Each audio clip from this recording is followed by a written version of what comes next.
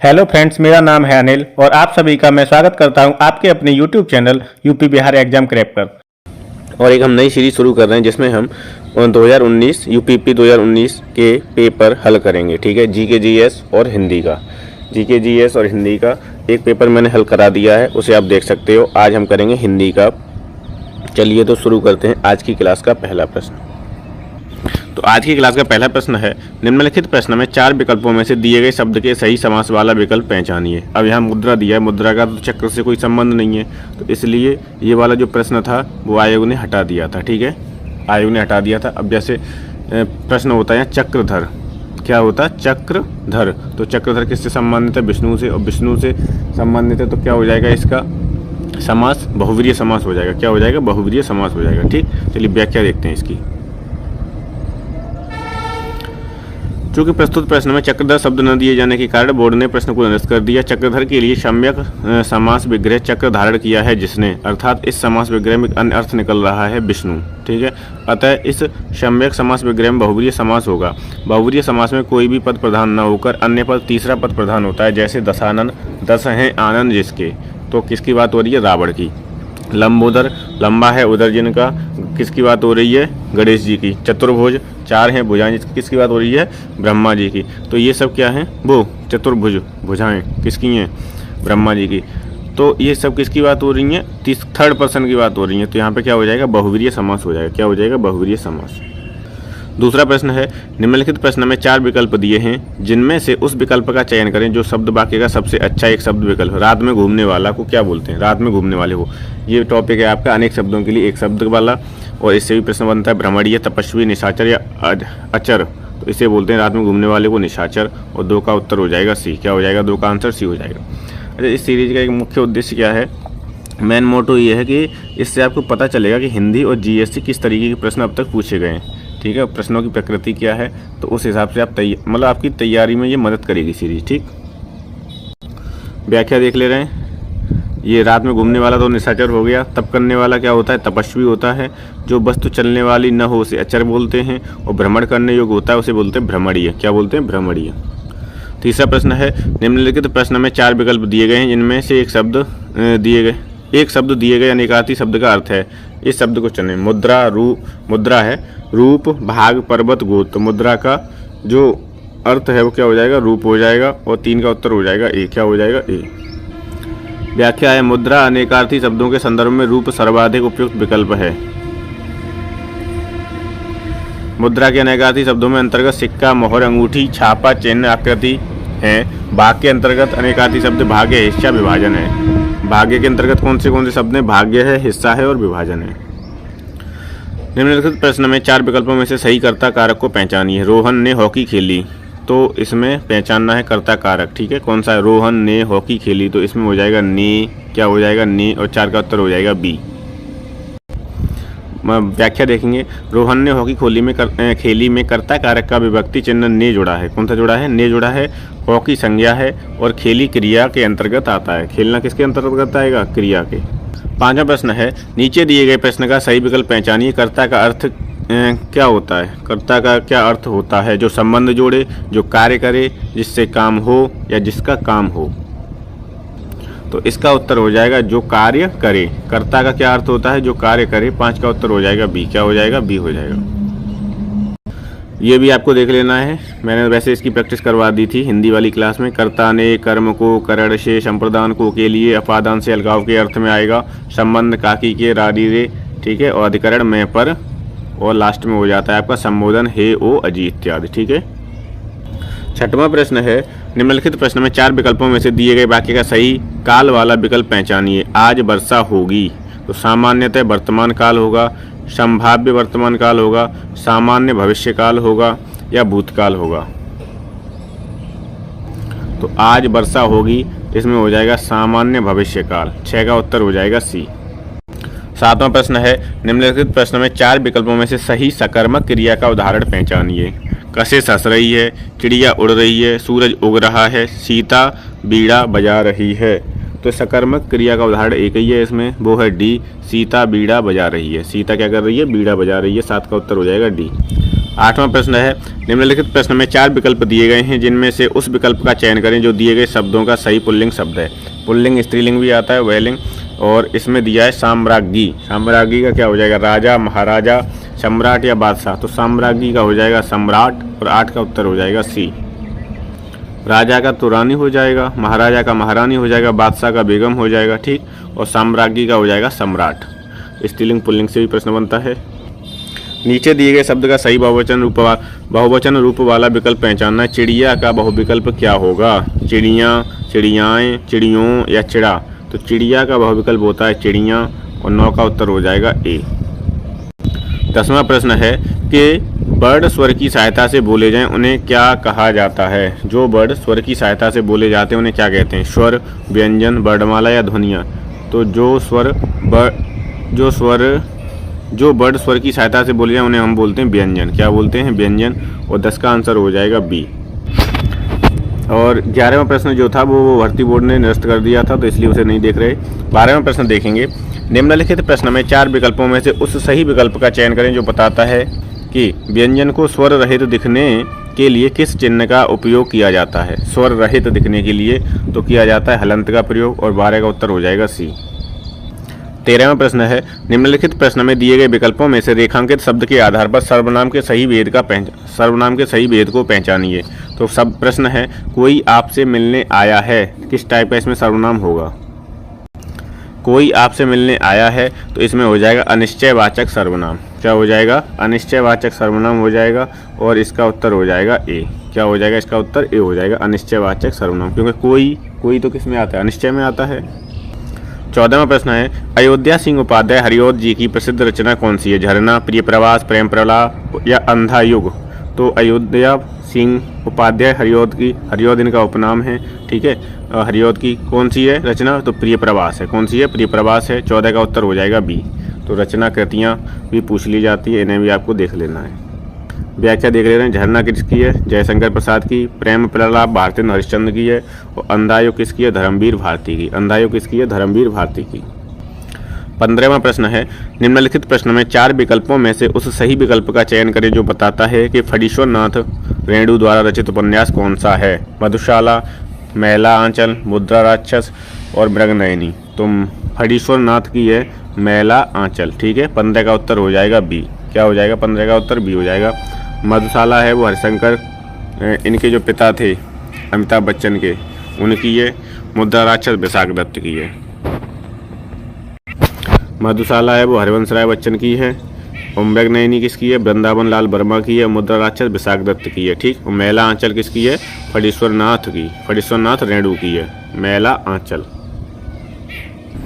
16वां प्रश्न है, निम्नलिखित प्रश्न में 4 विकल्पों में से उस सही विकल्प का चयन करें जो बताता है कि इनमें से कौन सी मीराबाई द्वारा रचित रचना नहीं है। राग गोविंद, गीत गोविंद, राग सोरठा के पद, वैदेही बनवास। तो इसका उत्तर हो जाएगा वैदेही बनवास सही उत्तर है। लेकिन गीत गोविंद भी किसकी है, जयदेव की है। तो 2 विकल्प इसमें मिल रहे थे। इनकी रचना किसने नहीं की, मीराबाई ने, ठीक। तो इसलिए ये भी आयोग ने बाहर कर दिया, निरस्त कर दिया ये भी प्रश्न, ठीक। तो इसका उत्तर बी और डी दोनों हो जाएगा, क्योंकि गीत गोविंद किसकी है, जयदेव की है। राग गोविंद और राग सोरठा के पद ये किसके हैं, मीराबाई के। 17वां प्रश्न है, माखनलाल चतुर्वेदी को किस रचना के लिए साहित्य अकादमी पुरस्कार दिया गया था। हिमतरंगिनी, समर्पण, युगचरण या माता।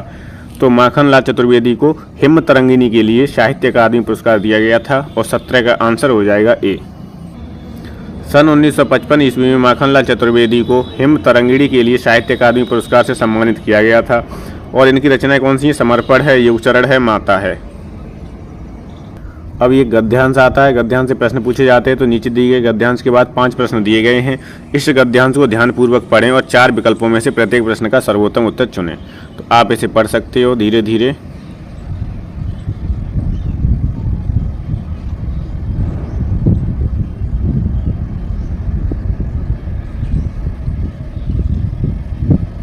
अब मैं इसका प्रश्न कराऊंगा पहला, ठीक। 18वां प्रश्न है, चंबा का इतिहास धर्म और पर्यटन का कैसा मेल है। मन को हरने वाला, दर्द देने वाला, नापसंद आने वाला या ठीक ठाक। तो जब आप पढ़ोगे इसे तो इसका उत्तर निकल के आएगा, चंबा का जो इतिहास और धर्म पर्यटन स्थल है वो कैसा है, मन को हरने वाला है। 18 का आंसर हो जाएगा ए। क्या हो जाएगा, 18 का उत्तर ए हो जाएगा। डॉक्टर बोगल ने चंबा को अचंभा कब कहा? वहाँ से आने के बाद, अनुभव के बाद, किसी से सुनने के बाद या देखने के बाद? तो डॉक्टर बोगल ने चंबा को अचंबा कहा था अनुभव के बाद में, और 19 का उत्तर हो जाएगा बी। मैंने इसलिए नहीं पढ़ा कि उसमें टाइम वेस्ट होता, और ये जो गद्यांश वाला जो प्रश्न होते हैं वो बहुत ही ईजी होते हैं, ठीक है। अगर आप उससे सही से पढ़ लेते हो तो 5 के 5 प्रश्न आप सही कर सकते हो। 20वां प्रश्न है, चंबा को सौभाग्यशाली क्यों कहा गया है? राजा के कारण, प्रजा के कारण, स्थिति के कारण या परिस्थिति के कारण? तो चंबा को सौभाग्यशाली कहा गया है राजा के कारण, और 20 का उत्तर हो जाएगा ए। क्या हो जाएगा? ए। 21वां प्रश्न है, चंबा की किस शैली ने अपनी पहचान बनाई? सिलाई, खेती, कलम शैली, बागवानी? तो वो थी कलम शैली। तो 21 का उत्तर क्या हो जाएगा? सी। 22वां प्रश्न है, वशीकृत शब्द का समानार्थी शब्द अनुच्छेद में से पहचानिए। ख्याति, मंत्रमुग्ध, उल्लेखनीय, सैलानी? तो वशीकृत का समानार्थी होता है मंत्रमुग्ध, और 22 का आंसर हो जाएगा बी। क्या हो जाएगा? वशीकृत, मंत्रमुग्ध। 22 का आंसर हो जाएगा बी। क्या हो जाएगा? बी, मंत्रमुग्ध। 23वां प्रश्न है, निम्नलिखित प्रश्न में 4 विकल्पों में से उस सही विकल्प का चयन करें जो दिए गए पद के उचित अलंकार रूप का सबसे अच्छा विकल्प है। भिखारिन को देखकर पट देत बार बार। श्लेष अलंकार, अतिशयोक्ति अलंकार, रूपक अलंकार या उत्प्रेक्षा अलंकार? तो भिखारिन को देखकर पट देत बार बार, इसमें हो जाएगा श्लेष अलंकार, और 23 का आंसर हो जाएगा ए। ऐसा मत समझना कि ये प्रश्न रिपीटेड नहीं होंगे, कुछ प्रश्न रिपीट भी कर जाते हैं, तो इसलिए आपको इनकी अच्छे से प्रैक्टिस करनी है, ठीक है। तो भिखारिन को देखकर पट देत बार बार, इसमें कौन सा अलंकार हो जाएगा? श्लेष अलंकार हो जाएगा। 24वां प्रश्न है, निम्नलिखित प्रश्न में 4 विकल्पों में से उस सही विकल्प का चयन करें जो रेखांकित शब्दों के सही अव्यय के भेद हों। सबने उसे बुरा कहा लेकिन वह अच्छा बना। सबने उसे बुरा कहा लेकिन की वजह से कौन सा बन रहा है? विस्मयादि बोधक अवयव, संबंध बोधक अवयव, समुच्चय बोधक अवयव या क्रिया विशेषण अवयव? तो इसमें हो जाएगा आपका समुच्चय बोधक अवयव, ठीक है। 24 का आंसर हो जाएगा सी। 24 का आंसर क्या हो जाएगा? सी। अवयव की क्लास मैंने कराई है, उसमें बिल्कुल एकदम पानी की तरह साफ साफ बताया है, आप वहाँ पे जाके क्लास देख सकते हो हिंदी की। 25वां प्रश्न है, निम्नलिखित प्रश्न में 4 विकल्पों में से उस सही विकल्प का चयन करें जो अशुद्ध वाक्य के शुद्ध रूप का सबसे अच्छा विकल्प है। विद्यालय में बाएं बड़ा सा मैदान है, तो इसका शुद्ध बताना है कि विद्यालय में बाएं बड़ा मैदान है। बी है, विद्यालय की बाईं ओर बड़ा सा मैदान है। सी है, विद्यालय में बड़ा सा मैदान है। और डी है, विद्यालय के बाएं बड़ा सा मैदान है।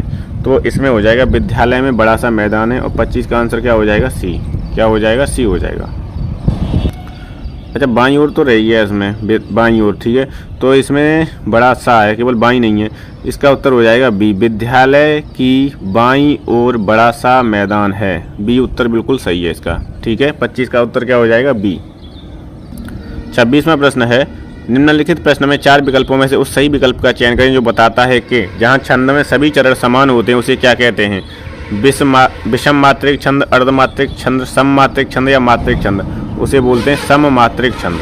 जहाँ छंद में सभी चरण क्या होते हैं? समान होते हैं, उसे बोलते हैं सममात्रिक छंद। और 26 का आंसर हो जाएगा सी। 27वां प्रश्न है, निम्नलिखित प्रश्न में 4 विकल्पों में से उस सही विकल्प का चयन करें जो दिए गए मुहावरे का सही अर्थ वाला है। घाट घाट का पानी पीना, इसका क्या मतलब होगा? प्यास बुझाना, खुशी मनाना, लज्जित होना या बहुत अनुभवी होना? तो घाट घाट का पानी पीना मतलब बहुत अनुभवी होना। और 27 का आंसर हो जाएगा डी। तो एक मुहावरे से भी प्रश्न बनता है, एक पर्यायवाची से, एक विलोम शब्द से, एक अनेक शब्दों के लिए एक शब्द से।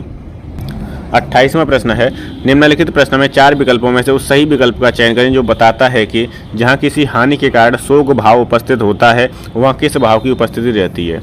हास्य की, वीर की, वात्सल्य की या करुण की? तो वहाँ होती है करुण की। और 28 का उत्तर हो जाएगा डी। क्या हो जाएगा? 28 का आंसर डी हो जाएगा। 29वां प्रश्न है, निम्नलिखित प्रश्न में 4 विकल्पों में से उस सही विकल्प का चयन करें जो निर्देशानुसार वाक्य परिवर्तन वाला सही विकल्प है। राधा स्कूटी चला रही है, भाववाच्य। राधा से स्कूटी चलाई जाती है, राधा से स्कूटी चलती है, राधा स्कूटी चलाई, स्कूटी राधा चलाई। तो 29 का जो आंसर है वो हो जाएगा ए, राधा से स्कूटी चलाई जाती है, ठीक है। वाक्य परिवर्तन वाला सही विकल्प कौन सा बनेगा? राधा से स्कूटी चलाई जाती है। 30वां प्रश्न है, कौन सा विकल्प उद्धरण चिन्ह का उदाहरण है? तो उद्धरण चिन्ह कौन सा होता है? उद्धरण चिन्ह ये होता है, ठीक है। अब ये किस में लगा है? ए में लगा है, तो 30 का आंसर ए हो जाएगा। चिन्ह भी इम्पोर्टेंट है। तो और ये कौन सा हो जाएगा? तो 30 का उत्तर क्या हो जाएगा? ए हो जाएगा। पद्म श्री श्री माता श्यामा चोना। पद्म श्री श्री माता श्यामा चोना, इसमें उद्धरण चिन्ह का प्रयोग हुआ है। 31वां प्रश्न है, तो पूछ रहा है कि शरीर का समान अर्थ क्या होगा। सही बताना है शरीर का। कलेवर, बेटप, पद्मा, महिला। तो शरीर का जो समान अर्थ होता है वो होता है कलेवर, और 31 का आंसर हो जाएगा ए। क्या हो जाएगा 31 का आंसर? ए हो जाएगा। ठीक। बेटप किसका होता है? बेटप होता है भाई वृक्ष का। पद्मा किसका होता है? सरस्वती का। और महिला स्त्री। ठीक है, ये एक दूसरे के समानार्थी हैं। 32वां प्रश्न है, निम्नलिखित प्रश्न में 4 विकल्पों में से उस विकल्प का चयन करें जो सभी विकल्प हैं। उपसर्ग और प्रत्यय दोनों ही शब्द नहीं हैं होते। क्या है इसका उत्तर? तो ये वाला भी प्रश्न आपका बाहर हुआ है कि उपसर्ग, देखो उपसर्ग जो आगे लगता है और प्रत्यय जो पीछे लगता है, इन्हें हम शब्दांश और अव्यय दोनों कहते हैं, और शब्दांश और अव्यय दोनों ही विकल्प में हैं। ठीक है, तो इसलिए ये प्रश्न को क्या कर दिया था? बाहर कर दिया था। 33वां प्रश्न है, निम्नलिखित प्रश्न में 4 विकल्पों में से उस विकल्प का चयन करें जो प्रत्यय से नहीं बना है। शिष्या, शेरनी, दयामय या परिचय। तो प्रत्यय से नहीं बना है, कौन सा नहीं बना है? परिचय नहीं बना है। और 33 का उत्तर क्या हो जाएगा? डी। अब देखना चाहो तो आप देखो, शिष्या, शेरनी, दयामय में क्रमश है। शिष्या में आ प्रत्यय है, शेरनी में नी प्रत्यय है, और दयामय में मय प्रत्यय है। ठीक है, और परिचय जो है वो बिना प्रत्यय का शब्द है। 34 है, निम्नलिखित प्रश्न में 4 विकल्प दिए गए हैं और इसमें मच्छिका का तद्भव बताना है। मच्छिका का तद्भव क्या होगा? मोर, भौरा, मेंढक या मक्खी। तो मक्खी का तत्सम होता है मच्छिका। ठीक है, और मच्छिका का तद्भव क्या होगा? मक्खी। मच्छिका का तद्भव क्या हो जाएगा? मक्खी। तो एक प्रश्न तद्भव तत्सम से भी पूछा जाता है, और 34 का आंसर हो जाएगा डी। क्या हो जाएगा? डी। अब देखो, मोर का होता है मयूर तत्सम, भौरा का भ्रमर होता है, मेंढक का मंडूक होता है। ये आपको याद रखने, तत्सम तद्भव भी आपको अच्छे से देखने हैं। 35 है, निम्नलिखित प्रश्न में 4 विकल्पों में से दिए गए शब्द के विपरीत अर्थ वाला बताना है। मतलब सन्यासी का विपरीतार्थक या विलोम बताना है। सन्यासी का क्या होता है? गृहस्थ, बैरागी, शिष्ट या सुलभ। तो सन्यासी का विलोम होता है गृहस्थ, और 35 का आंसर हो जाएगा ए। क्या हो जाएगा? ए हो जाएगा। 36 है, संधि विच्छेद बताना है। नारी इच्छा का संधि विच्छेद क्या होगा? संधि विच्छेद की भी मैंने वीडियो बनाई है, और प्रीवियस ईयर में जो भी प्रश्न संधि विच्छेद से पूछे गए उनका हल कराया था मैंने। आप हिंदी वाली प्लेलिस्ट एक बार प्लीज़ देख लीजिए। ठीक है, जो जो टॉपिक आपको अच्छे लगे उन्हें। नारी इच्छा का विलोम क्या, वो नारी इच्छा का संधि विच्छेद क्या होगा? नारी धन इच्छा प्लस बी है नारी नर प्लस इच्छा, सी है नारी प्लस इच्छा, और डी है नारी प्लस इच्छा। तो नारी इच्छा का जो संधि विच्छेद होगा नारी प्लस इच्छा हो जाएगा, और 36 का आंसर हो जाएगा ए। 37 है कि निम्नलिखित प्रश्न में 4 विकल्प दिए गए हैं जिनमें से उस विकल्प का चयन करें जो शब्द का सबसे अच्छा विकल्प है। नियत का क्या हो जाएगा? नियत। निश्चित, इच्छा, तरफ या गरीब। तो नियत का अच्छा विकल्प क्या है? निश्चित है। नियत का शब्द समानार्थी बोल सकते हैं, नियत का मतलब निश्चित।